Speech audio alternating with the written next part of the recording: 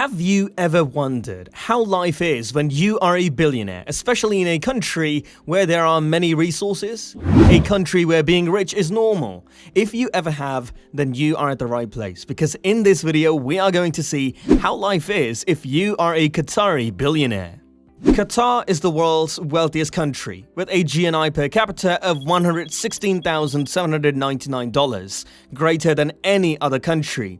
It has greater oil reserves than all but two other countries on the planet, accounting for 13% of the global supply.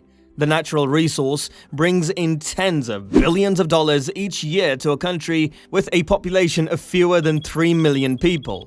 Oil income is used to subsidize the country's government services. Petroleum accounts for nearly all of Qatar's exports, accounting for 87% of total exports.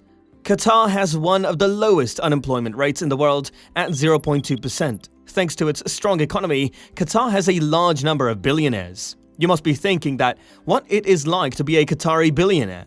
Let us have a look at the life of some billionaires so we can get an idea. The son and subsequently brother of Qatar's emir, Sheikh Khalifa bin Hamad bin Khalifa Al Thani, graduated from the University of Southern California and returned to the Middle East. He rose through the ranks of the country's internal security force and has developed a reputation as a jet-setting heartthrob. With over 1 million followers on Instagram, the dashing, goateed monarch has been seen yachting, driving costly automobiles, skydiving, and cuddling with young tigers.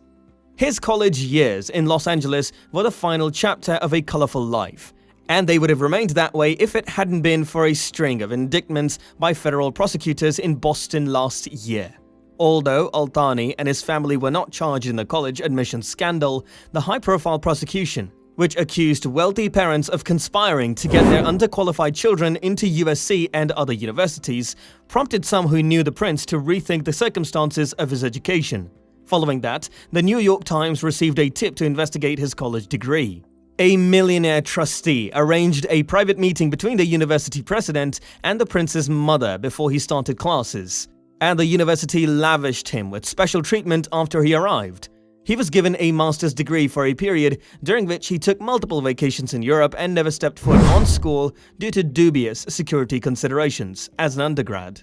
His supporters went to extraordinary lengths to keep him happy, forging documents, breaking university rules, lavishing a golden camel statue on a UCLA dean, gifting a Rolex to a professor, and even buying a $500 gift for a DMV employee in order to secure a coveted vanity plate, according to accounting records and interviews. The Qatari government did not respond to demands for interviews with the prince, who is now 28 years old. His mother, an internationally recognized educational benefactor, or others associated with his stay in Los Angeles, David G. Keiko, a New York attorney who represents the prince, did not respond to dozens of written queries. Your study thus far has brought up suspicions, suppositions, and numerous levels of hearsay about matters that, if they did place at all, occurred years ago, he wrote in a letter to the New York Times. A spokesman for the prince, Max Schulklapper, stated last week that the questions posed by the Times were ethically insulting, if not openly bigoted. Would you be asking these questions if a white student was accused of missing class or being pulled over for speeding? Would you raise these questions if the parent of a white student reportedly gave money to a university to help it improve? Al Thani enrolled in school with his two cousins, Nasser and Jabber, who were part of his entourage, according to former chauffeur Martin Agabus and another employee who, like many of the prince's ex-staffers, spoke on the condition of anonymity to protect future job prospects. The prince rarely attended class after the first day at mission.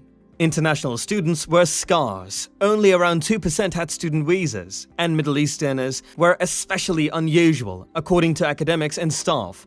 However, when approached by the New York Times, teachers and staff maintained they were unaware that Qatari royals were among them.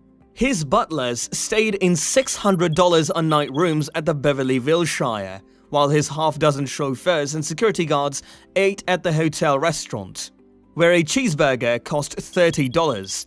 The prince and his companions stayed in suites with rodeo drive views. An American who lingered on the outskirts of the prince's entourage was tasked with paying the bills. At Qatar's United Nations mission, Joseph Jurier, 60, had a number of positions, including Director of Public Relations and Travel Coordinator. He was labeled as a solution finder in his Twitter bio in 2018.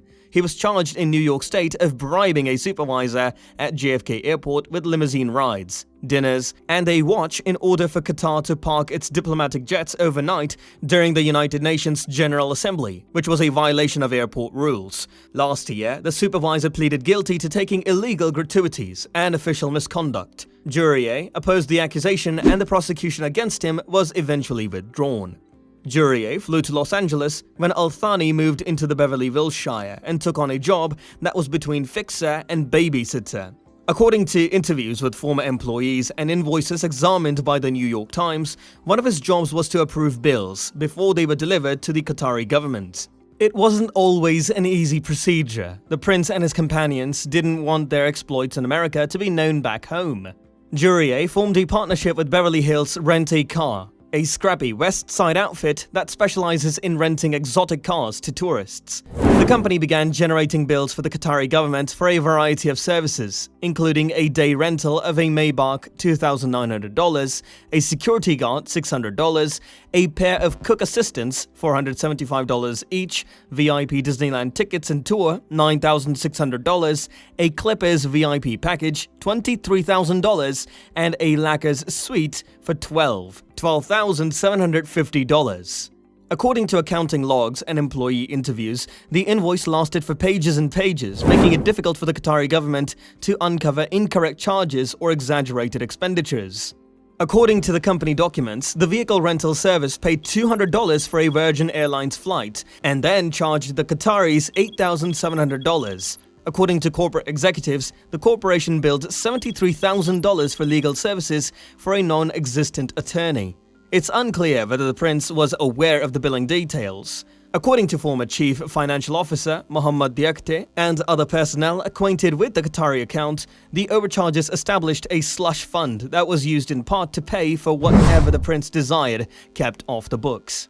The car agency set aside $300,000 for the prince and his entourage to spend at the Wynn Resort and Casino during trips to Las Vegas in 2014. According to records, despite the fact that gambling is prohibited in Islam and is illegal in Qatar, Al-Thani and his entourage visited Las Vegas frequently. According to social media posts and billing data obtained by the New York Times, the males were allegedly seen gambling on the casino floor, according to former employees. Some employees at Beverly Hills Rent-A-Car were concerned about how the firm handled Qatari billing. A former financial executive testified in a 2012 lawsuit against the corporation that the handling of Qatari cash was illegal. In a complaint filed last year, a former firm president claimed that the company issued fraudulent invoices to facilitate misappropriation of funds as well as to overcharge clients. Diakte, the former CFO, claimed that over his 8 years with the company, he became concerned that he was involved in flat-out fraud, one of many allegations he made in a lawsuit last year. Over the circumstances of his firing, he and the company are suing each other. David Sajasi, the prince's automobile rental partner, admitted in an interview that he hid charges that Al-Thani and his entourage didn't want their parents to know, by categorizing them as other bills in the invoices. In another case, the Qatari emir paid a large quantity of money to purchase Six Island. The suitor is one of the world's wealthiest men, and the location is the poorest county in the Eurozone. However, in an odd convergence of economic circumstances, Qatar's emir, Hamad bin Khalifa Al Thani, has chosen to spend 8.5 million euros, £7.35 million, on 6 lovely isles in the Ionian Sea. The deal's completion, the latest in a global shopping spree that has seen the Sheikh's property portfolio spread from London to Beijing, has been greeted with joy in Greece, the world's most bankrupt country, and Doha, where the royal household endured 18 months of agony to take possession of the outcrops. Greece is that kind of place. Ithaca's straight-talking Greek-American mayor, Ioannis Kassianos, stated, "Even if you are the emir of Qatar, it takes a year and a half for all the paperwork to go through when you buy an island."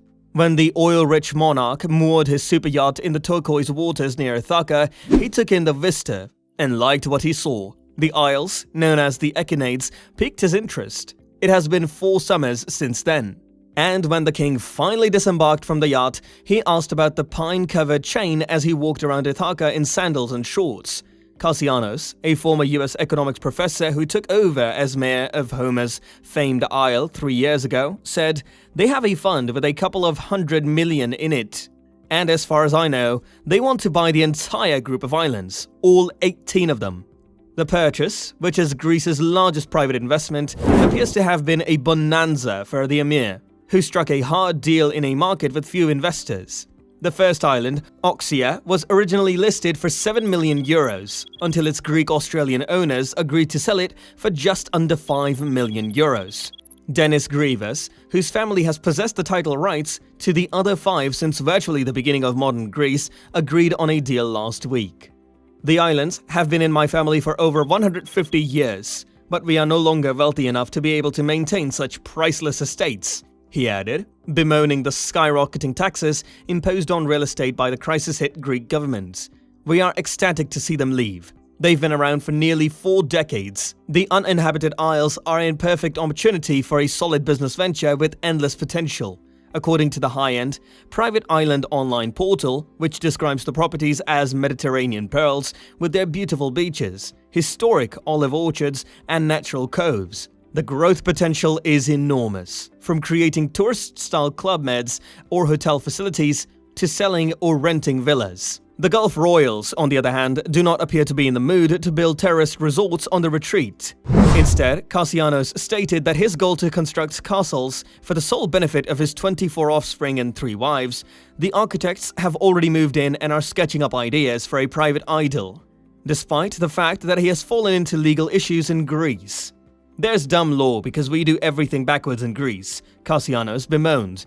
According to the legislation, your home must be no more than 250 square meters in size, regardless of the size of your land. The emir has responded by claiming that his WC is 250 square meters and that his kitchen alone must be 1,000 square meters, since he cannot feed all of his visitors otherwise. The Qatari, who is also being courted by the government to invest in Greece, has vowed to come bringing presents to placate the locals. His people said, "What present can we give you?" And I told them the island solely needed water, Castellanos explained. A study is already underway to install a pipeline from the mainland. When you consider that we've been trying to obtain a new port here for the past 40 years, that's not terrible. This summer, the emir intends to park his yacht off his new home. Ithaca residents are getting ready. Honorary citizenship is on offer, as well as a feast worthy for a modern-day Homeric hero.